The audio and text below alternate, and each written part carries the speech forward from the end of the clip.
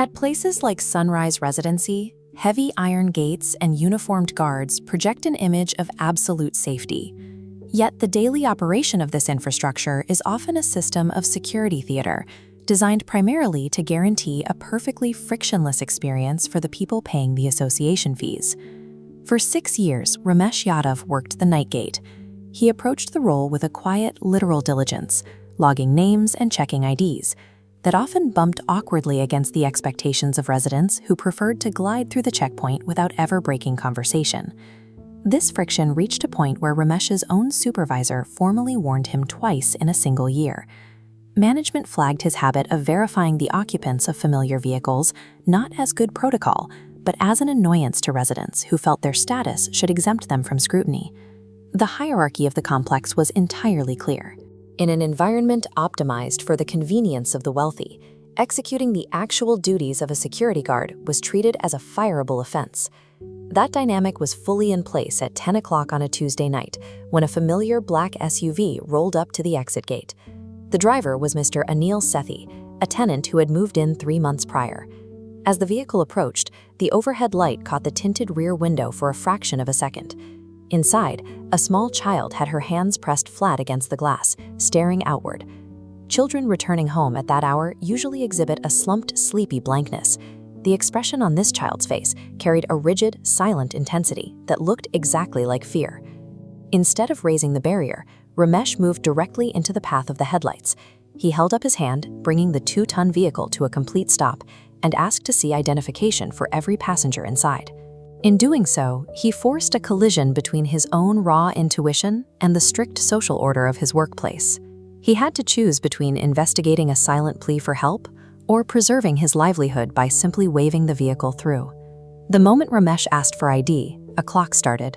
Sethi immediately escalated the situation, shouting out the window that the girl was his visiting niece and demanding the gate be opened instantly.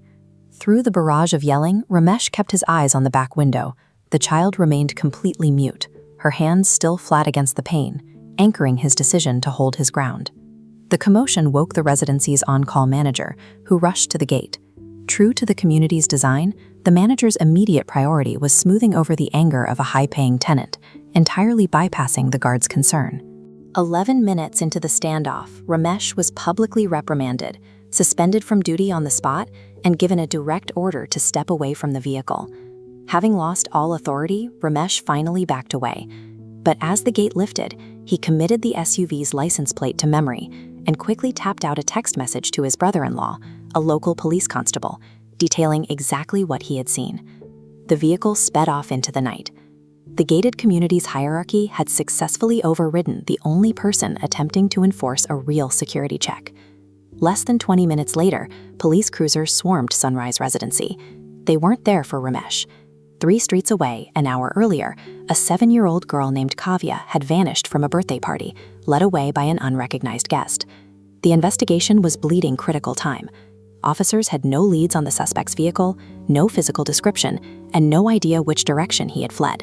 This map tracks a suspect's movements in 2 unresolved disappearances.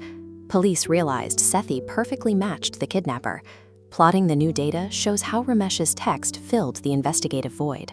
With security footage, police suddenly had a facial match, license plate, and clear outbound trajectory. Highway patrols scrambled into position along the route. 30 kilometers outside the city limits, they intercepted the SUV, forced it to the shoulder, and pulled Kavya safely from the back seat. The 11-minute delay at the gate had anchored the suspect in place just long enough to generate the recorded evidence needed to end a year-long manhunt. Near midnight, Ramesh sat on his bed, processing his suspension, when his brother-in-law called. The constable explained that the man from the gate was in custody and a child was safely going home to her parents because he decided to stop that car. By the following morning, the management association's tone shifted entirely. They reinstated Ramesh immediately with a substantial raise, as local news networks recast the man they'd nearly fired as a local hero. Within a week, Kavya's parents arrived at the gate to meet Ramesh. He viewed his intervention as basic diligence, but he kept the hand-drawn card Kavya gave him as a permanent reminder of that Tuesday night. The residency itself underwent an overhaul of its security protocols. Management codified strict identification checks as an absolute requirement, no longer treating them as an inconvenience to be ignored for certain residents. Ramesh returned to his night shifts with a quiet, renewed confidence. He continued to stop unfamiliar cars and follow procedures, backed now by the knowledge that his intuition held more weight than the social pressure to look away. Physical barriers cannot guarantee safety on their own. A functioning defense relies on the unglamorous human choice to pay close attention and the stubborn refusal to ignore a situation that feels wrong.